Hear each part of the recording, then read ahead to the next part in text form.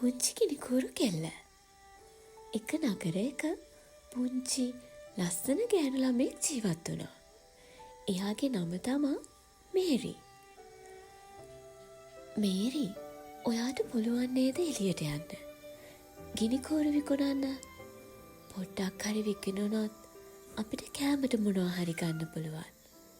එක දවසක් මේරිගේ අම්මා එයාගෙන් එහෙම ඇහුවා. අනේ අම්මේ, එළිය හරිම සීතලයි. මේරි ඉතාමත් කනගාටුදායක ස්වරයෙන් එහෙම කිව්වා. ඉක්මනට යනවා මෝඩ කෙල්ල. ඔය ගිනිකූරු ඔක්කොම හවස් වෙන්න කලින් විකුණනවා. ඔව ඔක්කොම විකුණන්නේ නැතුව ගෙදර හැම එනව නෙවෙයි. තේරුණාද? මෙන්න මෙහෙම මේරිගේ නපුරු තාත්තා මේරිට කිව්වා. එතකොටම මේරිගේ ආච්චි, යන්න මගේ දරුවෝ. නැත්තං ඔයාට ආයෙ ගුටි කන්න වෙයි. මට හරි දුකයි මේ වගේ නපුරු පුතෙක් ඉන්න එක ගැන. මේරිගේ ආච්චි ඉතාම කනස්සල්ලෙන් ඒ විදියට මේරිට කිව්වා. හරි ආච්චි, මම යන්නම්. දුකින් උනත් කරන්න දෙයක් නැතිම තැන මේරි ඒ විදියට ආච්චිට උත්තර දුන්නා. මේරි ගිනි පෙට්ටි පුරවපු කූඩෙකුත් අතට අරගෙන තව ගිනිකූරු පෙට්ටි ටිකක් මේරිගේ සාක්කුවෙත් දාගෙන සිරිප්පු දෙකකුත් දාගෙන එළියට යන්න පිටත් වුණා. එයා කොච්චර උත්සාහ කරත් ගිනි පෙට්ටි විකුණන්න මිනිස්සු කවුරුත් එයාගේ ගිනිකූරු පෙට්ටි මිලදී ගත්තේ නැහැ. හොඳටම රෑ වෙලා මේරිට දැන් බඩගිනි. හැබැයි එයාට තාත්තා කරපු තර්ජනය මතක් වුණා. මේරි ආපහු ගිනි පෙට්ටි විකුණන්න පටන් ගත්තා. චූටි මේරි පාරේ එක තැනකදී මිනිස්සු ගොඩක් ඉන්න තැනක හැප්පිලා වැටුණා. ඔන්න එතකොටම උසම උස මිනිස්සේ මේරිගෙන් සමාව ගත්තා. මට සමා වෙන්න පුංචි දරුවෝ. ඔන්න එතකොටම මේරි ඒ මිනිස්යාගෙන් ඇහුවා, ඔබ කැමතිද මගෙන් ගිනි පෙට්ටියක් මිලට ගන්න කියලා? මට මේ වෙලාවේ ගිනි පෙට්ටියක් අවශ්‍ය නැහැ චූටි දෙව්දුව. ඒ විදියට කියලා ඒ අමුතු මිනිස්සයා එතනින් යන්න ගියා. මේරි වැටුණට පස්සේ විසිකුණු සපත්තු දෙක හෙව්වා. ඒත් එයා දැක්කා එක සපත්තුවක් නැති බව.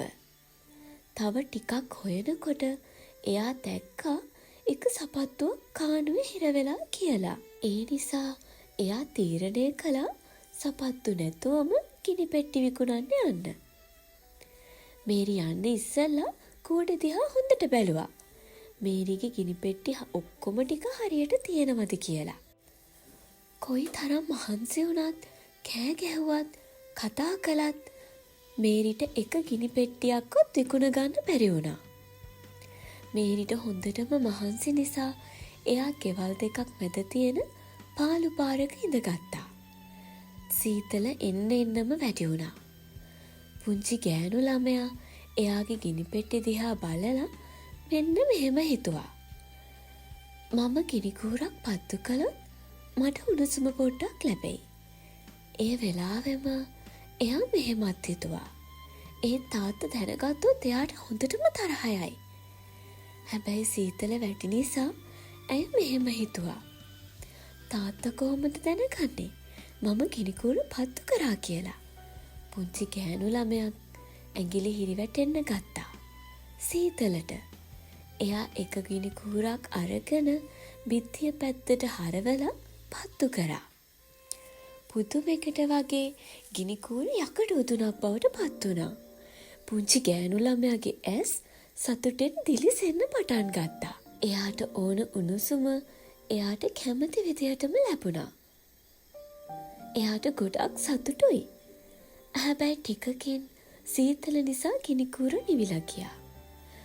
මේරිට හරිම දුකයි. තව ටික වෙලාවකින් ඇය නැවතත් සීතලෙන් ගැහෙන්න ගත්තා. පොඩ්ඩක් කල්පනා කරලා ඇය ගිනි පෙට්ටියක් අතට ගත්තා. තවත් ගිනිකූරක් අරගෙන එයා ළඟ තිබුණු බිත්තියට ගහලා පත්තු කළා. පුදුමයක් වගේ එයාට බිත්තිය ඇතුලෙන් පේන්න පටන් ගත්තේ ලස්සනට සරසලා තිබ්බ ගෙයක්. ඒක ඇතුලේ ගිනි මැලයකුත් තිබුණා. කවුද කට්ටියක් කෑම මේසයක් වටේ ඉඳගෙන රෑ කෑමට ලෑස්ති වෙන ගමන් හිටියේ. එයාට පෙනුණ කෑම ජාති ගොඩක් මේස උඩ තියෙනවා. පවුලේ අය මේස් වටේ වාඩි වෙලා මොනවදෝ ගැන කතා කර කර හිටියා. මේරි දැක්කා බෙදපු තාරාවේ පිඟාන උඩ තියෙනවා. මෙච්චර රස කෑමක් කාලෙකින් කාලා නැති නිසා ඇයට හරි පුදුමයි. ඊළඟ මොහොතේ ඇය දැක්කා පිඟාන ඇය දෙසට එනවා. එයාට හොඳටම බඩගිනි නිසා එයා සතුටු වුණා.